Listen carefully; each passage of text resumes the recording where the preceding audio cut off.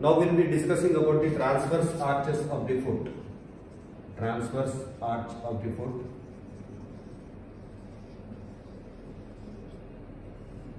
If both the foot are approximated onto the ground, you see this is the ground.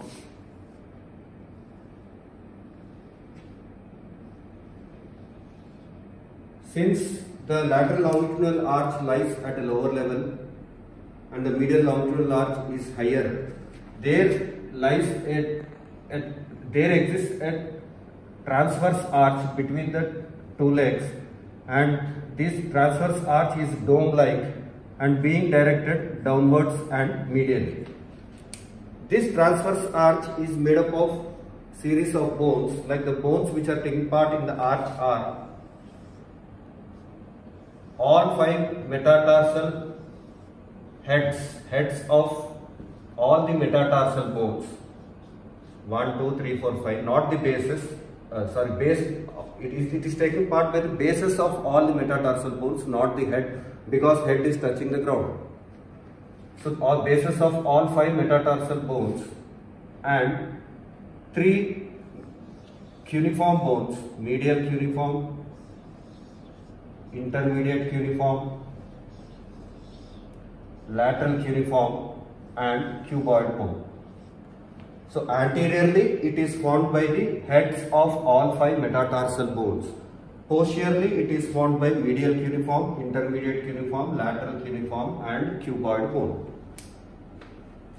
Now the maintenance of the arches. The maintenance of these arches, as usual: shape of the bones, the relative wedge-shaped nature of the bones taking part in the arch helps in its maintenance.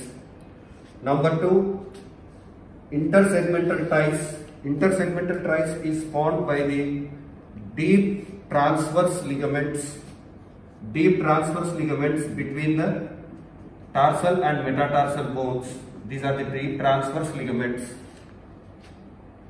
Interosseous ligaments, deep transverse ligaments, interosseous ligaments, the intrinsic ligaments, the interosseous dorsal interosseous muscle, and even the adductor hallucis muscle. So all these structures are acting like intersegmental ties.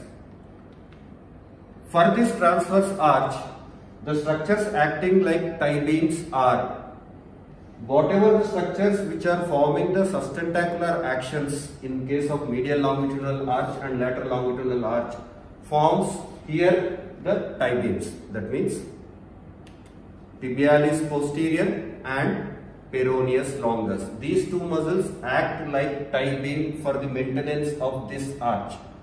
And fourth one,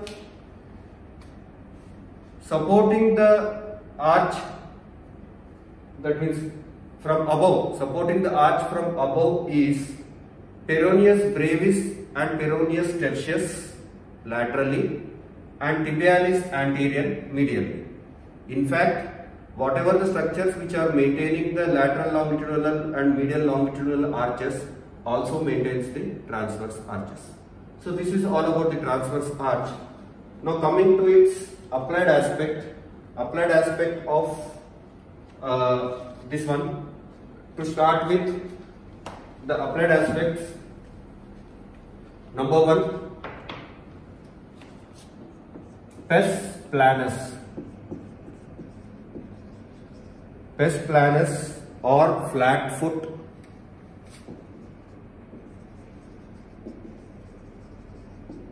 or fallen arches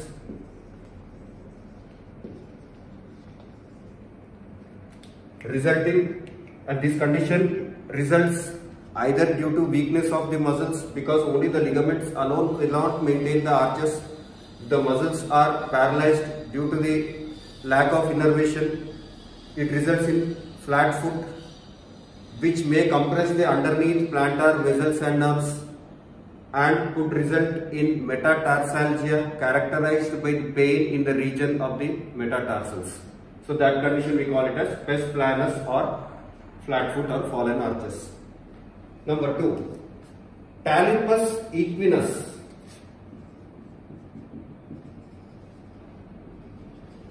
talipus equinus is a condition where the patient walks on the toes. The patient walks on the toes like this with the heel raised. Heel raised, patient walks on the toes and the foot is plantar flexed.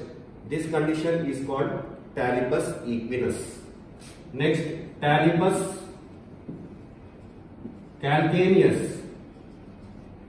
This condition is patient walks on heel with the toes faced upwards.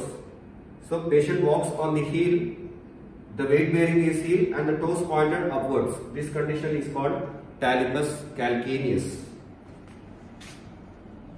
Talipus varus.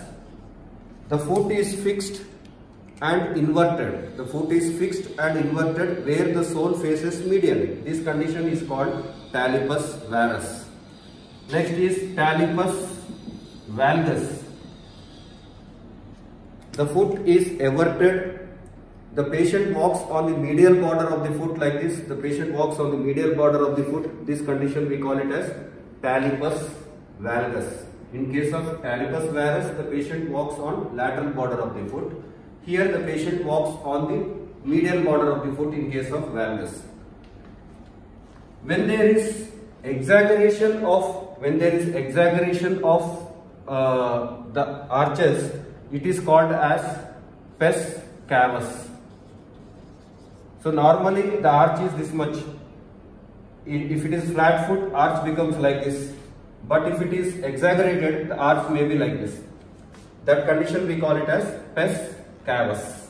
Pes cavus. Next, claw foot.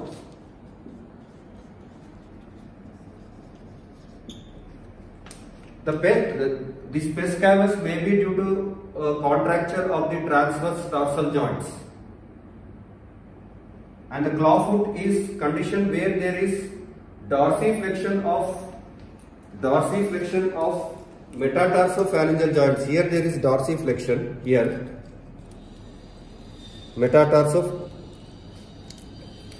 here there is metatarsal bone. This joint there is dorsiflexion, and it is plantar flexion in the interphalangeal joints. In the interphalangeal joints, it is plantar flexion. Thus, condition is called as claw foot.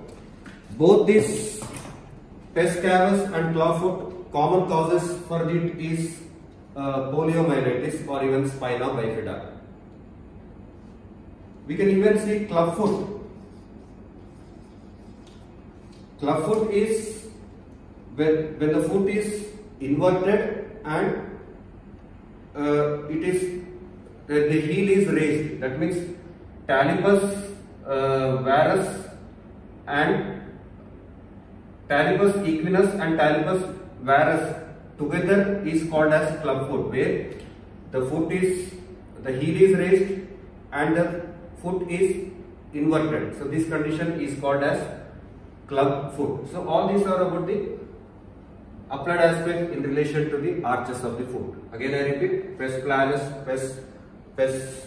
planus is fallen arches, whereas pes cavus is exaggerated arch. Talipus equinus is walking on the toes. Talipus calcaneus is walking on the heel. Talipus varus is foot is inverted and patient walks on lateral border of the foot. Talipus valgus is foot is everted and patient walks on the medial border of the foot. Pes cavus is exaggeration of the arch. Claw foot is dorsiflexion at the metatarsophalangeal joint and plantar flexion at the interphalangeal joints is claw foot.